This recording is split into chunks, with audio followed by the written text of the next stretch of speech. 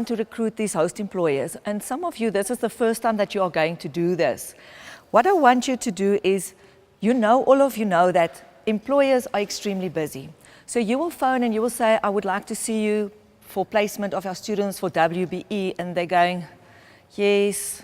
And I will say, can I come and see you? I would like to explain to you how this works. And it's no obligation to you financially, as we are paying for the students. So immediately the HR manager or the training manager, they're interested. Okay, because this sounds like it can be too good to be true, but yes. So once you get your foot into the door, you must go and look at what is the benefits to your host employer. Why must they do this? Because in the beginning, they don't see this as an advantage. They see this, we've got too much work, you're adding pressure to us, and it's going to be a hassle. So you must look at things that we are going to give you extra assistance for the hospitality and the tourism students. We are providing extra assistance during the holiday period. It's your busiest period.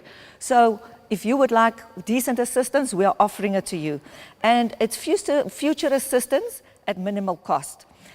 Now, if you save time on these tedious tasks like filing, like answering the phone, you can use that time on more complex tasks that you have to do.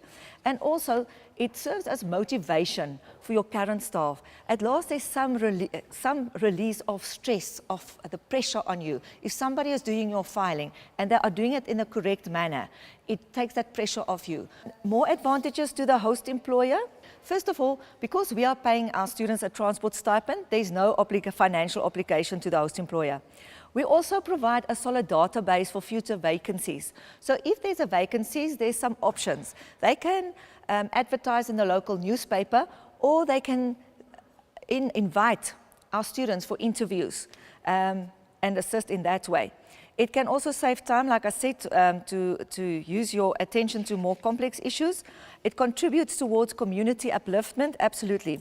The last one there, it says it improves the rating on the BEE scorecard. That's the mistake.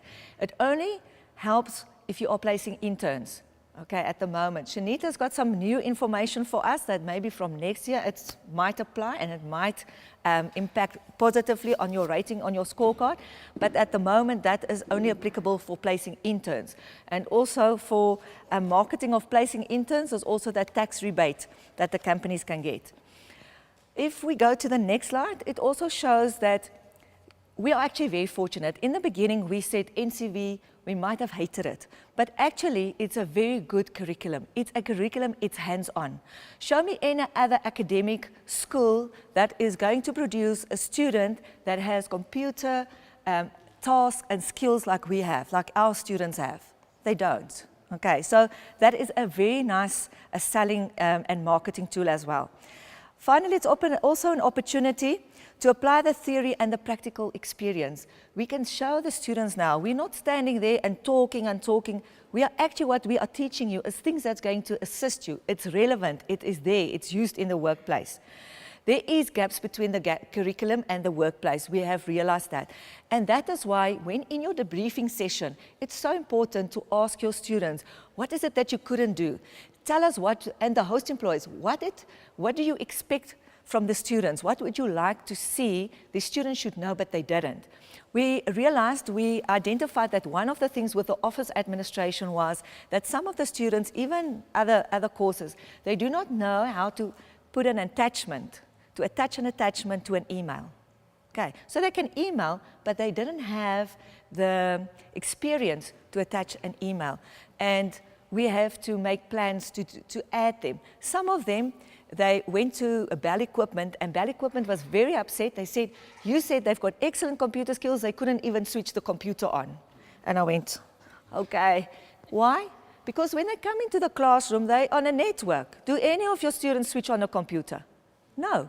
So we want to identify the gaps. We want to close those gaps. So even if it's not in the curriculum, we want the curriculum to change, but you know that takes forever. But in the meantime, it's some tasks that can be added by the lecturer, you know, because you know that they're going to be more employable after that. As I mentioned before, we decided to have WBE champions. So that means it is the lecturer that is taking the responsibility to drive this process, to attend these meetings, to encourage all the other lecturers. So the duties of this champion is the champion is a mentor. They're working with the students. So what is going to happen is, after our selection process, I have to sit with each champion and say, you know these kids, here are the host employers. I want to link them. But I can't just say, Sipiwe is going there and Notando is going there, because she must be a suitable candidate. If she is shy, she's not going to survive at Protea Hotel. Okay, maybe she can go to housekeeping, but maybe she cannot start at reception, or maybe she must go to a B&B, something like that. And that is where you need the input of the champions. So they're convener, they are mentor, especially with the site visits. If we have them mentoring the smaller group, there becomes that personal relationship, and it is just a benefit to all. What is the benefit for the champion? And that is a problem at the stage, because everybody would like to be paid, and then they will kill each other to be a champion, because everybody would like to be one. But like I told you before, at our college, what we do is we give them extra admin period so that they can have less contact periods, but they can focus on this because it is so important and it's time consuming. Remember, you know, as a lecturer, you don't have a phone in your classroom. You can't phone the host employers there. You share your classroom with other people, and there's a lot of admin to be done. So you need time to be able to focus on that. Otherwise, it's going to make you very despondent. Now, I'm going to talk to you about the selection process. We decided I must place the students. So now how am I going to choose which student am I going to place where? I had to come up with a solution that is as fair as possible. You can take this and create your own one, because each and every province is unique, each and every college is unique. We call it the AAA selection process. The AAA stands for academic performance, absenteeism, and attitude. First, we take the average of your academic performance of the previous year. You get, it is called the alphabetical list. On this alphabetical list, they will print the averages. And you must remember, you must deselect the absenteeism, otherwise you will have the wrong averages. So if you get the printout, check that the average is the correct average. Otherwise, you're going to penalize the students unfairly. So we're taking the average for the whole of level 3. Then we have an attitude evaluation. What is an attitude evaluation? We supply the list, the class list usually, and we want the champion to encourage the lecturers to rate the attitude of the students. Okay, there's steps 1 and 2. Then at step 2, the rating is out of 5. So that means if I rate the student with a 1, it says the student has a very low, poor attitude. Then a number 2 is below average attitude, 3 is an average attitude, 4 is above average attitude, and 5 is an excellent attitude. I'm going to explain about attitude. What do we mean by that attitude? You can have a more complex evaluation of the student, but you must remember the reason why I'm doing it so simple is the lecturers don't have time. So your champion is giving you a list. Say, please rate all the children all the students that you see. You have to rate them 5, 1, 3, whatever. So we want you to spend like 5 minutes or 10 minutes to evaluate them. And then all this feedback will be given back to the champion, which will submit it again to the work placement office, and I'm going to tell you soon what we are going to do with that. And then thirdly, we take the absenteeism into consideration, also to motivate the students to attend class. So if you are absent in college, you are going to be absent at work. Okay, so we are going to use the absenteeism. So what we do is we take the average of the academic performance, we add it to the attitude evaluation, and we deduct your absenteeism. And that will give you a placement value. Unfortunately, on the slide, it's very small. But when this is on the website, what you can do is you can just go to your Zoom tool and make it bigger. What I've done is on your left side, that is where we've evaluated the student's attitude. So 7 lecturers have evaluated the attitude of the student, which includes things like, does the student pay attention in your class? Is there a level of concentration? Is there motivation? Does the student participate? What is the attitude? Not all of them will participate because some is very shy, but are they disrupting your class, or are they doing their best? They are eager, they're committed. Do they arrive on time? So when I'm talking about attitude, we're actually talking about all these things that you must take into consideration. So if you have evaluated your students, what I also do is when I put that onto my Excel spreadsheet, at the top, I take out the names and I insert there lecturer 1, lecturer 2, lecturer 3, lecturer 4, lecturer 5, and lecturer 7. Why? Because I don't want to later, when we have to come back to this for reference, I don't want anybody to know that Mrs. Ndlovu gave Pendile a number 1. Okay, so just for confidentiality, we make it lecturer 1 to 7. Okay, only the champion knows the real evaluation. It is kept and locked, and we have the evaluations. The evaluation now is out of 35 because it's 7 lecturers that is giving you a mark out of 5, and we convert it to percentage. Then the absenteeism, you can decide how you want to do that. Because the thing is, I use the academic performance of the previous year, because for this year, by the time that you are doing this evaluation of the placement value, they haven't done enough tests really to use this year, the current year. That's why I use the previous year. But the absenteeism, you can use from the previous year or you can use for this year, as long as you convert it to percentage as well. And you can get that from the reports on Caltech as well. So now, if you go to the WBE spreadsheet, now you will have all of this. So what you will do, you've got percentages. So you will take the column with the attitude, you will add it to the column with the academic performance, and you will say minus absenteeism. And in the end, you will find a placement value. The placement value is the last column. These placement values can be 96, 106, 103, 115, 132. So once you've got the placement value, you have to filter them from the highest value to the lowest value. So now it is up to you, but what I've done in the past is I display this. I don't display this.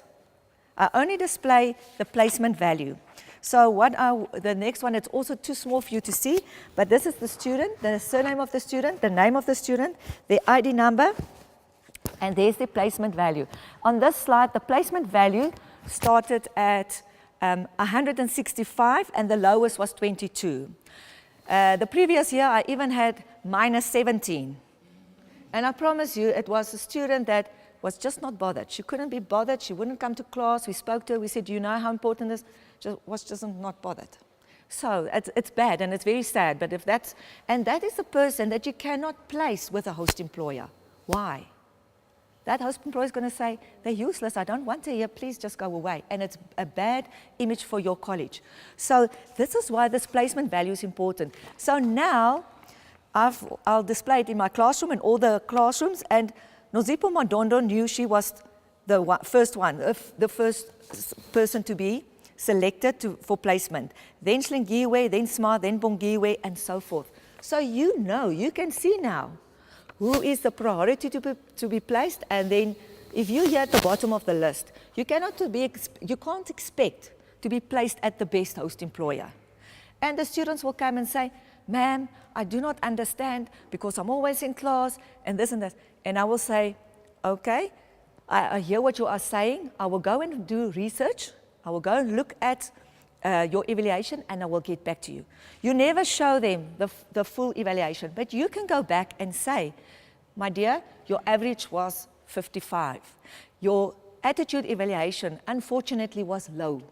You do not reveal who scored who low, because what will happen if you do that? Intimidation and conflict. And there will be favoritism and they will start doing all sorts of funny things. So if we have the final placement evaluation, now, finally, it is now to the spot where I can start linking students with host employers. Challenges. What challenges do we have as a college? Funding is always a challenge, and like I said to you, we prefer to pay the students because they need the transport money. And we are fortunate that we can do that. The recruitment of host employers, some also mention it, it's the most time-consuming task. It's hard. People, because you will phone, they're not there, you will phone again, and you have to keep on phoning. And on one day, 3 people will tell you, sorry, we can't because of this or this or that, and you feel, oh, I don't want to do this anymore. But you have to pick that phone up. And I said to another lady today, she said, no, she'd send a letter, she phoned. I said, if you have to beg, you beg. If you have to be a nuisance, because later on they'll say, let's just get rid of this woman and place at least one student. That's all you want. Okay, research revealed that the latest technology and procedures are not always covered by the syllabi. I remember now when I was still lecturing, in their books it was something about how to use the postal register and how to do post. Now, who is doing that today? There is, it's still there, but it's not. We have to teach them how to email. They must be able to send attachments. They must know the etiquette of emailing. They do not know how to type a decent email in official language to another department. It's important. So we realized that. Our research, so this is what comes out in the debriefing session. So we realized, okay, computer skills. They've done all these things, but it has to be refreshed. They don't know how to filter because it's not part of the curriculum. Okay, but we have to teach them. Filing systems. We said our students can file, they know how to do this. But we gave them such simple examples and they battled, they couldn't.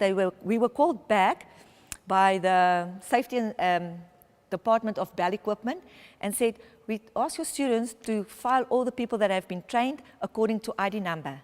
And they did it incorrectly. So I said, it's fine. I called the students, I said, come, we have to go and fix it, and I went with them. So expect that they might make mistakes, but remember, you might think ID numbers is easy. Give them a practical in your classroom to do that, and you will see it's not, or they get it right up to a certain point, and then they get confused, okay, because it's a long number. Attention to detail, we always get this. Students do not pay enough attention to detail, so just encourage them to carry on with that. Telephone etiquette. Yes, then we can go to the next slide, placement of students. Okay, so the placement values of the students have now been displayed.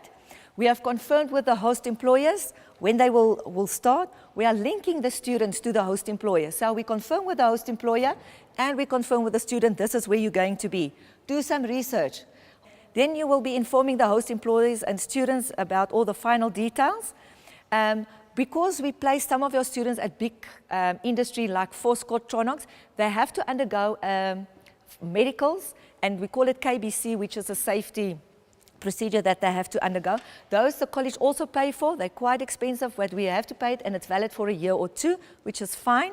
It means you can replace that student again. So we did that. And because I told you in the previous presentation that we give these registers where we ask you for your cell phone numbers, and we want to communicate with you via the bulk SMS system. So if your cell phone number is incorrect and I'm looking for you to place you somewhere and I cannot get a hold of you, that's too sorry, I can't help you. That is why we get the number of the guardian or the parent so that we can phone the system and say, please, we're looking for this student as well.